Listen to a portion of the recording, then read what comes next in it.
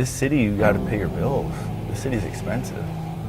You know, I'm not gonna keep beating my head against the wall doing the same work for less money. I'm gonna switch and do something where I can make some more money. It's not my fault that the city decided to not regulate Uber. You know, it's not my fault that things are the way they are. I just want to be able to make a living.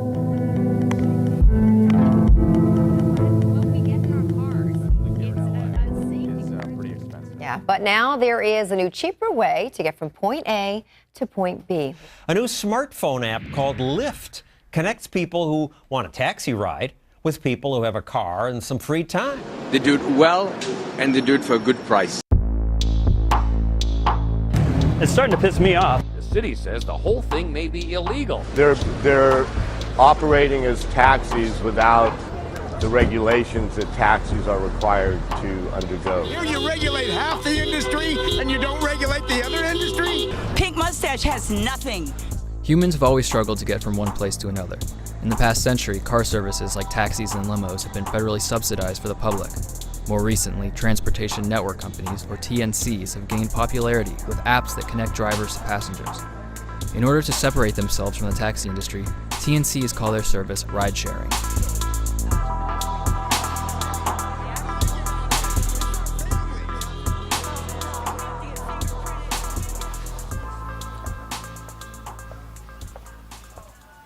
We're gonna come here and they're not gonna have the thing I need. So you have to buy mints for the Uber customers. I used to buy the better tasting ones, but when they would eat, oh, these are spicy, you can't eat. They would eat like 3 or 4 of them before the ride was over. My name is Jonah Deutschman. I'm an Uber driver, former taxi driver, and I was born and raised in San Francisco.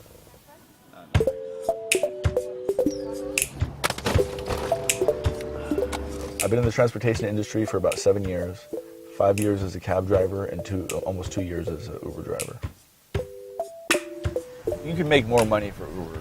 I think my first check was like $1,700 for 1 week.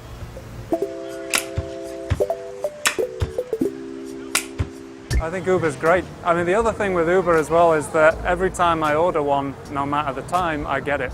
Yeah, I get it within like 5 minutes. So the convenience of Uber far outweighs trying to find a taxi anywhere. People complain because you can't get a cab in San Francisco. That was a complaint for years. And it wasn't that there wasn't enough taxis, I feel like. They weren't being distributed effectively, right? So now it almost seems like kind of like a caveman thing to do, to go stand on the corner and wave at a car that's passing you. What I like about ride sharing is that I can call a ride when I'm inside and then go outside and get into it immediately.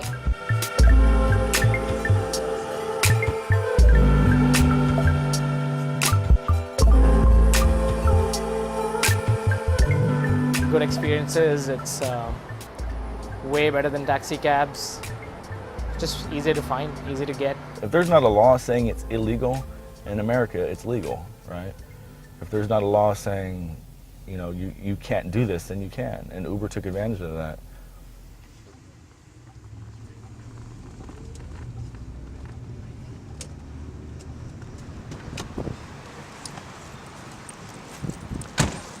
It's an unfair competitive advantage to all the taxi drivers, town car, and limo drivers who do it the right way, you know, who get their licenses and pay for the insurance. My name's John, and I'm a San Francisco taxi driver.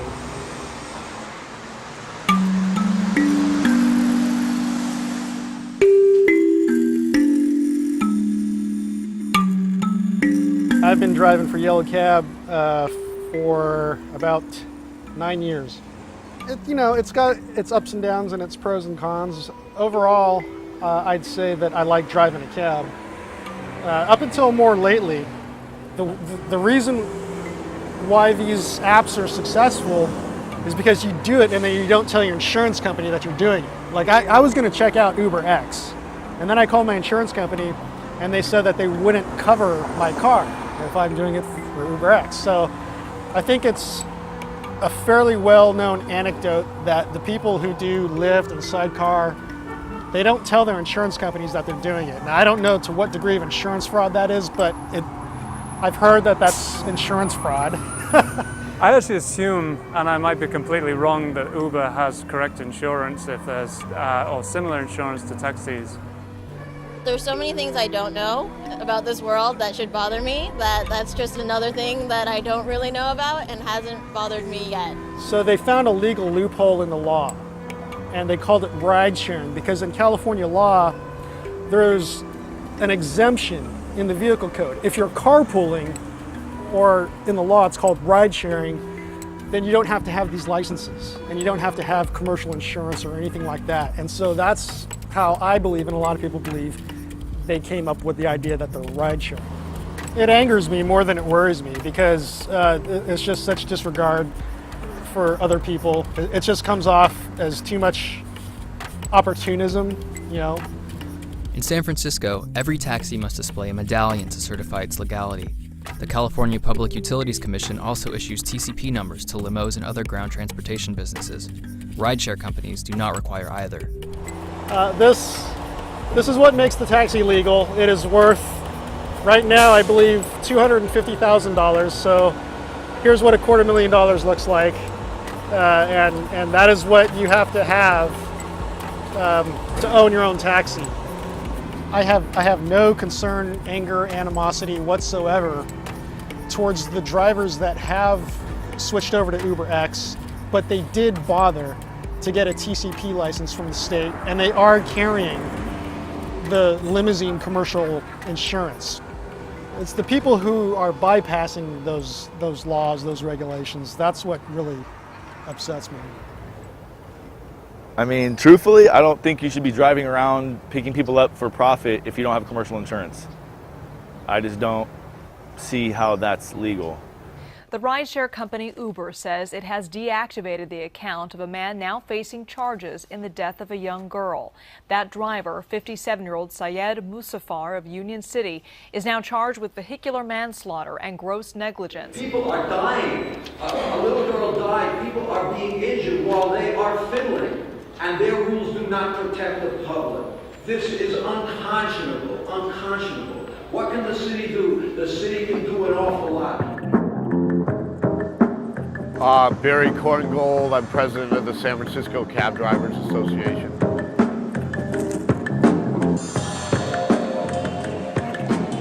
All these cars have personal plates, they're personal vehicles, and they're relying on their personal insurance in between the rides. The TNC companies are saying that they'll provide coverage while a driver's on a call. When they're going to get somebody while they have the passenger in the car. What about the rest of the time? Part of providing this service is making yourself available and driving around. But these TNC companies are not insuring the vehicles while they're between calls. The taxi cab is insured 100% of the time. We're highly regulated. We have to follow these rules. They're servicing the same customers we do. And this is a violation of the Equal Protections Amendments in the U.S. and the California Constitutions. It's two groups of people providing the same service to the same people and under different rules. Cab companies, they play games with giving you a shift. Like, they don't want to just give you a 5-day shift. They don't care if you get your cab. They really don't. Like Uber's making 20%, right? So they care if you get your car. They want you to get your car because they're making a percentage. The cab companies are leasing you a taxi, and that's it. They're making their money off the cab drivers. I'm not gonna, like, I feel like it's like kind of like you sell, you know, in a way I'm selling out because I went to Uber instead of kept driving a taxi. In this city, you got to pay your bills. The city's expensive. You know, I'm not gonna keep beating my head against the wall doing the same work for less money. I'm gonna switch and do something where I can make some more money. It's not my fault that the city decided to not regulate Uber. You know, it's not my fault that things are the way they are. I just want to be able to make a living. There are definitely shortcomings in the taxi industry. There are problems that affect the service. I mean, there have been past studies saying that there's only a 50% success ratio in picking up and servicing dispatch calls. That's pretty bad. So there definitely was a service gap and a need that had to be addressed. I've never seen technology go backwards. Like when technology is actually getting better, but the yellow cab computers have moved backwards. I feel like they created the market for Uber. You know, if they would have innovated a little bit or just basically done things to make service a little bit better, then I don't think things would have turned out the same. Transportation is just one example that shows peer-to-peer technology growth over the past decade. Unfortunately, these businesses often expand financial class order. By allowing them to operate, we've created a two-tier system where you have the people that have the money that take these TNCs, and the cab companies are caught picking up the rest of the people. It's one of those things that people don't realize what they got till it's gone. When taxis are gone, there's going to be nobody to take people who don't have credit cards, who don't have smartphones, aren't members of Facebook,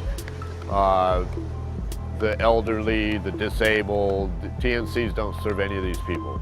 The taxi industry carries hundreds of thousands of people every year under the paratransit program. Every single business is responsible to serve every single resident. Uber's taking all the gravy, basically. Like, who's picking up the old lady at the grocery store? When the cab companies go bankrupt, who's gonna, service the paratransit people? Who's gonna service the people in wheelchairs? They're gonna bankrupt an industry that serves like the lower end population, people that really need, people that don't have a car in San Francisco and need a ride from the grocery store to the house. Who's gonna do that? It's true that there are problems in the taxi industry that, as far as I can tell, they're probably not going to go away. So there is a need for some kind of other service to step in. Well, they would have to be regulated the same way we are, and then there would be no difference. They would be taxed just like we are. They'd be painted like we are. They'd have the same rules, so there'd be no difference. As of now, TNCs are still largely unregulated, but have been making their way into cities worldwide. In the future, will urban transportation become class segregated with fine cars for the well-off and buses for the poor? The answer may lie in the hands of the legislators. Safe, prompt transportation should be everyone's right. Something's got to change though, because sooner or later it's going to escalate into something, I don't want it to go tragic on anybody, but, from what I hear from other guys, they're getting pretty hostile.